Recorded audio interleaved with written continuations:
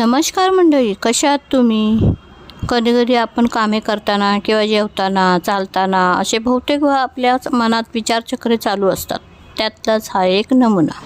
उद्या कोणकोणते ब्लाऊज शिवायचे आहेत, कोणाकोणाचे ब्लाऊज द्यायचे आहे, उद्या लवकर यायला पाहिजे, पटपट काम करून ब्लाऊज शिवून काढायला पाहिजे आणि लवकर पण निघायला पाहिजे. नेहमी शनिवारीच उशीर होतो घरी जायला. गरमी पण एवढी वाढले की नकोशी झाली. घरचा AC पण खराब झाला आहे. सर्व्हिसिंग केली तर वाफा बाहेर पडत आहेत.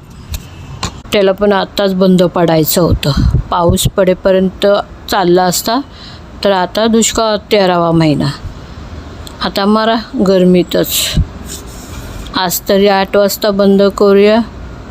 रोज उशीर होतो. जाता जाता भाजी पण घेतली असती. उद्याला काय भाजी बनवू? मुलांना तर भाज्या खायचा म्हटलं की जीवावर येतं. बघूया आज रात्री काय जेवण बनवलं आहे. काय माहीत, जे असेल ते खायचं. आज तरी मुलगा कामावरून लवकर येतो आहे की नाही काय माहीत, का डायरेक्ट उद्याच येतो आहे. छोटा मुलगा स्टेशनला भेटला तर बरं होईल. रिक्षाची पण वाट बघायला नको. एक दिवस कुठे घरी राहायचं म्हटलं तर ते शक्य नाही होत. काय करू? 2 कार्यक्रम आहेत. सकाळी लग्न आहे, संध्याकाळी बाळाचं बारसं आहे. काय करू? जाऊ का नको? नाही गेलं तर ह्यांच्या नाकात काड्या जातात.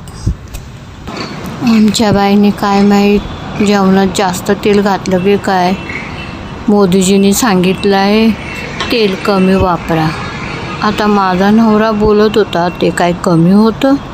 तेल कमी वापर, तेल कमी वापर. मग काय आता नुसत्या पाण्यात जेवणं बनवायची? सावते मरू दे.